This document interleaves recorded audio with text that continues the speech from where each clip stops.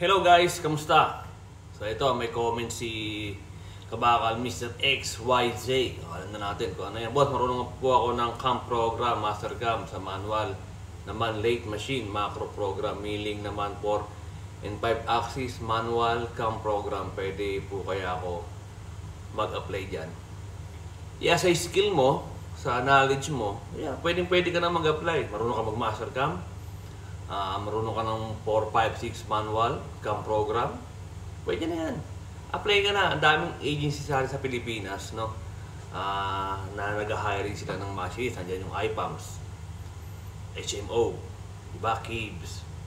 Right? Marami applyan dyan. O kung gusto mo naman ng online, merong LinkedIn, merong Seek. Alright? Yan, mga papunta rito ng Australia. Kaya-kaya na yan. Marunong kang master ka, marunong kang mag-program. Oh. Advantage na yan sa'yo. Right? Kasi dito, hindi ko naman nilalahat, pero yung iba, sa Pilipinas, marunong ng dito, manual programming, nakakapunta rito ng Australia. Alright? Apply na ng apply, Kabakal. Makakapunta ka rin dito. Alright? Ingat. God bless.